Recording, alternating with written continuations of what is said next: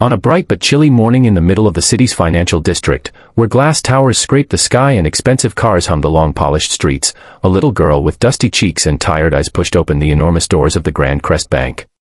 Her name was Aria Nolan, and her small hands clutched a worn-out card the way someone holds the last piece of hope they have left in the world. Sunlight poured through the tall windows, but even in all that brightness, Aria looked like a shadow, fragile, trembling, and very out of place among marble floors and towering columns. And as she stepped forward, heads turned, not out of kindness, but out of confusion, surprise, and a touch of judgment. All she wanted was simple. She wanted to check her balance. If you believe kindness can change someone's life, and if you stand for second chances, please take a moment to like, comment, share, and subscribe to Kindness Corner. Your support helps us spread more light in a world that desperately needs it. Aria's journey to that bank had not started with courage, it had begun with desperation. She had spent the last 2 days wandering the city with only a few coins in her pocket, wearing a torn gray shirt and jeans that barely fit. Her mother had always told her, before she passed away, to keep the little white bank card safe. Aria had held onto it for years, never knowing if it meant anything. She only knew that today, with hunger gnawing at her stomach and strangers avoiding her on the sidewalks, she was finally ready to see if the card was worth anything at all, if her mother had left her a miracle, or nothing at all. The bank was alive with noise and energy that Aria had never experienced before. Screens flashed figures and stock charts. Workers in tailored suits hurried past one another, carrying files and coffee cups. Phones rang constantly. Every corner glowed with wealth. And in the center of all this power sat Maxwell Grant, one of the wealthiest investment magnates in the city. His laughter filled the air, echoing across the floor as he held court with his advisors. He was a man used to winning, used to power, and used to being untouchable. Nothing ordinary ever rattled him. But then he noticed Aria. She stood at the customer service desk, timidly sliding her card forward. The banker behind the counter, Elena Rourke, froze at the sight of the girl's condition. People were staring, some out of concern, many out of shock, and a few with irritation. Aria's voice was barely audible as she explained what she needed. Elena offered her a soft smile and guided her gently toward Maxwell's section, because his exclusive terminal could access deeper archives of old accounts. Aria didn't know this. She only followed because she wanted to finally know if she had anything left in this world. Maxwell watched her approach with mild amusement. He assumed this was some publicity stunt or perhaps a misunderstanding. He leaned back in his seat, chuckling quietly as the little girl stepped up to the counter. With a quick motion, she handed him the card, an old, faded debit card that had seen better years. Maxwell shook his head at the absurdity of it all. A billionaire being asked to check a homeless child's bank balance. The situation was so surreal that he couldn't help the smirk growing on his face. But Aria wasn't laughing. Her hands were shaking. Her eyes darted nervously around the large room, absorbing every judgmental stare. She just wanted answers, just one moment of truth.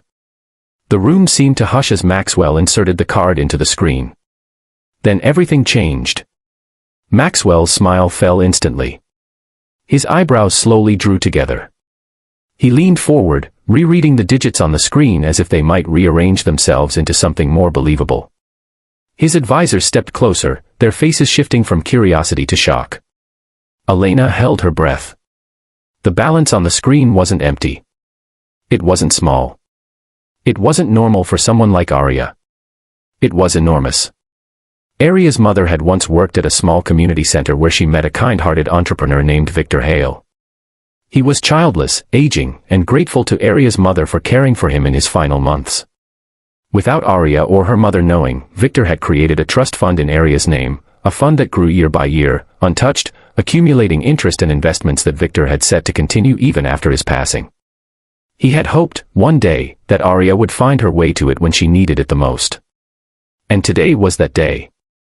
Maxwell stared at the figure, realizing that the girl standing in front of him was not just a child in need, she was one of the wealthiest individuals he had ever encountered. Wealth that she herself didn't even know existed. Wealth that could change her life forever. For the first time in years, Maxwell felt humbled. Completely, utterly silenced. The girl he had laughed at was now the owner of a fortune that outclassed even some of his clients. The room watched as he rose slowly from his chair, looking at Arya not with pity anymore, but with respect, a respect she had earned without even knowing it. Arya, however, didn't understand the number on the screen. She only knew that Maxwell suddenly looked different, less amused, more human. Elena crouched beside her and explained softly what the truth was. As the words washed over Arya, her lips parted in disbelief. Tears welled in her eyes. She wasn't alone anymore. She wasn't helpless. Her mother had left her something far more powerful than she ever imagined: security, hope, and a chance at a future. People in the bank whispered, stunned by what they had just witnessed. Maxwell, famous for his arrogance, was now gently helping Arya gather her things. He offered her food, water, and promised to assign his best advisors to protect her interests until a proper guardian could be appointed. Arya nodded, still overwhelmed, clutching the card that had just transformed her life. It was still daytime, sunlight shimmering through the high windows, but for Arya the world felt new, warmer, brighter, and finally, safe. If this story touched your heart, please remember to like, comment, share, and subscribe to Kindness Corner. Your engagement helps these powerful stories reach more people who need hope.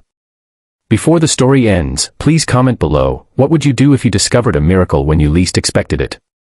As Arya stepped out of the Grand Crest Bank later that afternoon, walking into the golden daylight with a small smile forming for the first time in years, she realized something profound. The world could be cruel. The world could be cold. But sometimes, hidden in the most unexpected places, there were gifts left behind by those who loved us, gifts powerful enough to change everything.